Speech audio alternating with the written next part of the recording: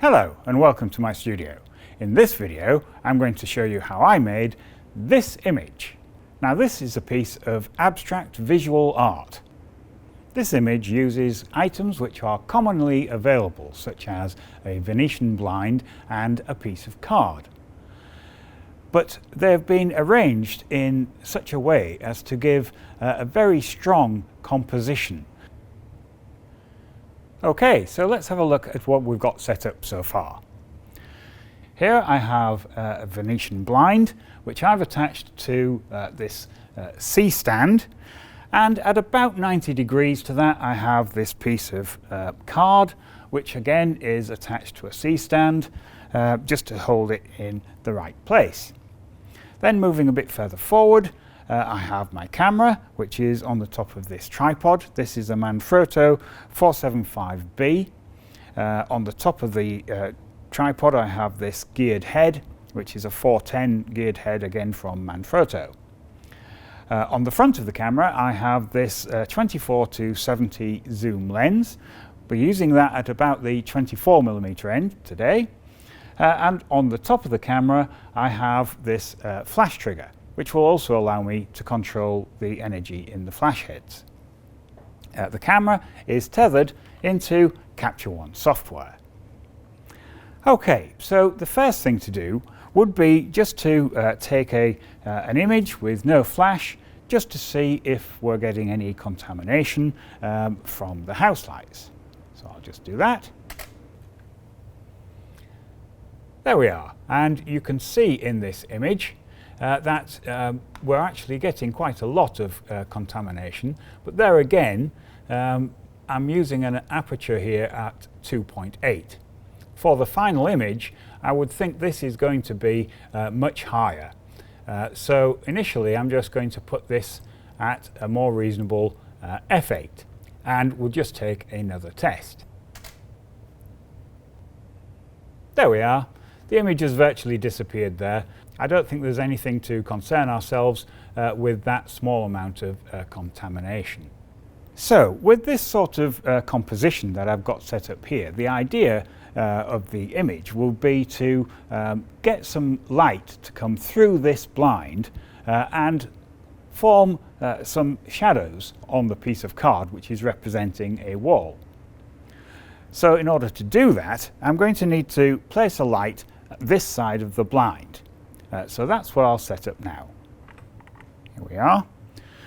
So this is a Profoto B1X studio flash, and this is about 500 joules, and I'm just pointing this through the blind at the piece of card representing the wall opposite. So with that in position, I'll just take a test image. So here we are. This is our result of our test image, and it's not bad. The exposure is okay.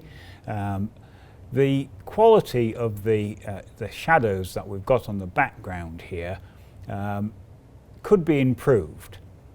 I think the main problem with them is that they're just too soft. So in order to make them a bit harder, what I'm going to do is just move the light away. If I move this light further back, it will become more and more of a point light source, and because of that the shadows will become sharper and crisper. We'll take another picture. There, and you can see from that two things have happened. One, the shadows have got considerably crisper. If I go back to the original, and this is what we have now, you can see that the shadows are quite a lot sharper. But also the whole thing has become quite a lot darker. Because we've moved the light away, due to the inverse square law, you'll have more fall off. Therefore, you'll need more energy to maintain the same exposure.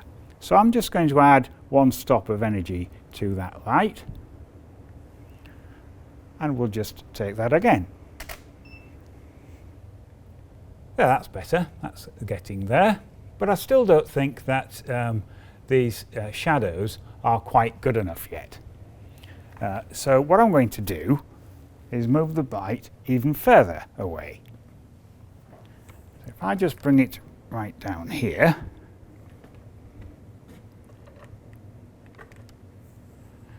now because I've moved it quite a long way, I'm going to need to put it up quite a lot higher as well, and probably point it down a little. So I'll just reset all that. Take that up here. There. So I'm going to check that from the subject's point of view, just to make sure it's pointing in the right direction, which I think it is. And we'll just take another image. There, now the shadows on the background here are considerably sharper than what we first started with.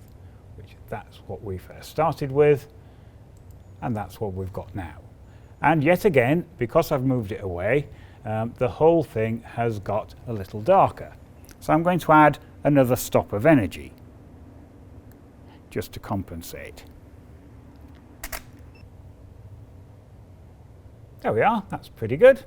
Okay, now this could make quite a nice monochrome study, but that's not really the way that I wanted to go with this image. I wanted to make the image colourful. So in order to do that, what I'm going to do is make use of this gel. So I'm just going to attach this gel to the front of this light. So with the gel in place, I'm taking another image. Okay, so this is starting to come along nicely. Obviously a blue, dark blue gel like that will take quite a lot of energy out of the light again. So I'm going to add yet another stop to compensate for that. There we go. Just fire that again. There we are. Now I want to leave it slightly under exposed because that will saturate the colour. So that's giving quite a nice saturated colour effect. Right, so with all that in place, it's probably time just to place the next light. Here we are. So this is another Profoto B1X, and I'm just going to point this with no modifier on the front of it, just into the corner formed by the Venetian blind and the card. Now at this point I don't actually know what the exposure will be for this, so it's just on an arbitrary level. So I'll just take an image and we'll see what happens. Okay, you can see from this that the exposure is actually not too bad. In the shadows we're still getting the blue from the other light, but all the rest of the detail in the image has been overpowered by that light. Now in order to assess the image as a whole, what I'm going to do next is add this red gel to the front of this light, and then we should be able to adjust the exposure to get the desired result. Add that on there. Just take another image. Okay, so we can see that this is starting to get there. We're getting some red on here, and we're getting the blue on the background. But I think I need to just adjust the balance between these two lights. Now the whole of this image is created because of the balance of these lights. So first of all, I'm just going to adjust this one with the red gel in it. In fact, I'm just going to add a stop to that just to see what happens. There we are, that's starting to come to life a little. You can see that the effect that we're getting on the background here. In fact, I'm going to take that up yet another stop, and we'll see how far we can go.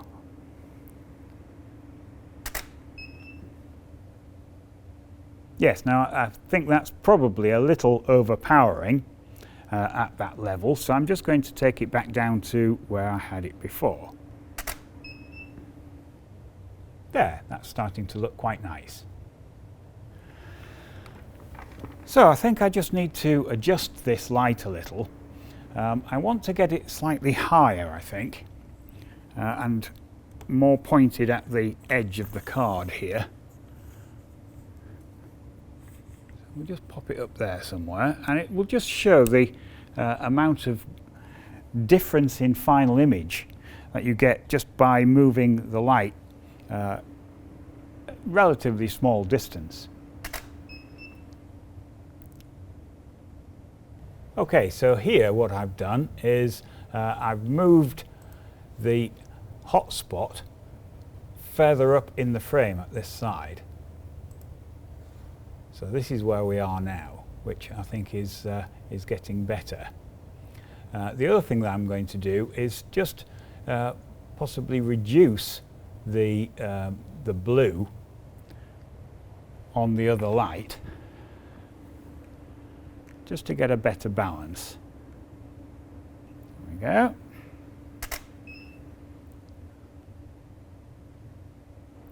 Just going to add some more to the red. Yeah, I think that's getting to where I want to be. Might add a little more to the blue now. I'm just going up one stop at a time until I get relatively close to where I want to be, and then I will possibly modify them by a half or a third of a stop. Yes, you can see in this image that we're actually getting fairly close, I think. I might just add a little more energy in the blue. That's a full stop. We'll see if that's too much. Yeah, I think a full stop is too much. I might take it back by half. There we go. There. That's about where I want to be, I think. Now, there is no right and wrong to this. For a start, it's an abstract image, therefore virtually anything goes. So with those adjustments to the exposure, I think the exposure is about there. It's about where I want to be. But the position is still not quite right yet. So I'm just going to move this light and possibly just make it a little higher so that the angle that the shadows form is a little more acute. Let's take that again. There we are. I think that's worked quite well. You can see the difference if I just go back to the previous image and now come back down to this one. I think I might like to add maybe half a stop more to the blue channel, like that.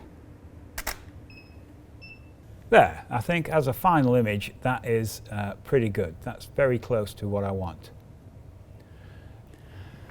Okay, so with that image now captured, it just remains to go into Photoshop and do the post-processing.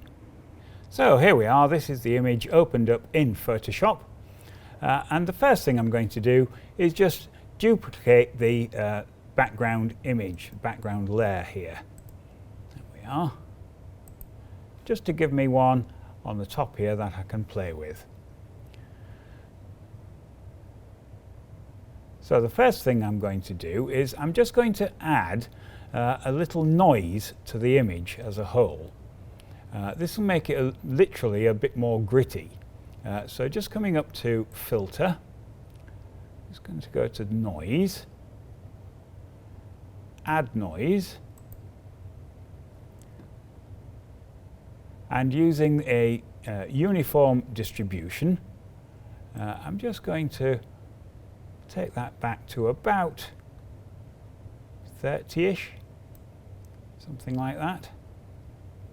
That's giving me a nice breakup in the image. If you go too far with this, it can be very blocky, and it also reduces the contrast quite a lot. Obviously, if you don't go far enough, you won't be able to see the effect. So I think around about there somewhere is about right. Now I've left it in monochrome. We'll see what happens if we put it into full color noise. No, I think I'm happier in monochrome with a uniform distribution. We'll click on OK. OK.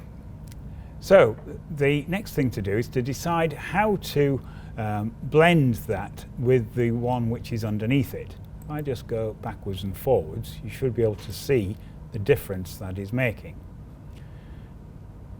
So I'm just going to change the blend mode from normal to something else. And I'm not too sure what, so I'm just going to have a wander down the list until I get something which is fairly pleasing to the eye. This is the thing with abstract, really anything goes.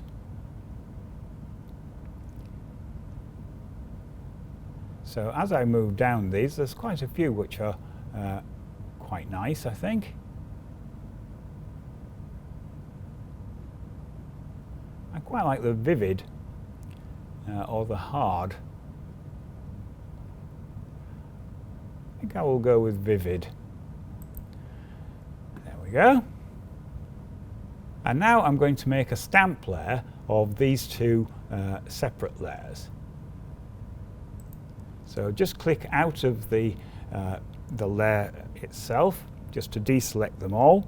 Then hold down the Shift key, the Control key, the Alt key, and press the E key on the keyboard. So with our new layer selected, what I'm going to do is go to Filter and just add a bit of distortion by coming down to Distort and selecting Pinch. Now I'll put the pinch filter at its fullest extent, 100%, and I'll click on OK. There we go. You can see now that it's added this distortion to the image, which I think is quite nice. So finally then, I'll just add a crop. So I usually use 16:9 because it fits the videos quite well, but really you can pick something which is suitable for the image. That's the best way to do it. So I'm just going to crop this down until I've ended up with something which I quite like. I quite like it about there actually. So I'll click on OK. And there we have it. So that's my take on a piece of visual art, abstract visual art. I think that would look quite nice on the wall. Okay, so if you like watching these sort of things, do click on the other images as they appear, and don't forget to subscribe. Thank you very much for watching.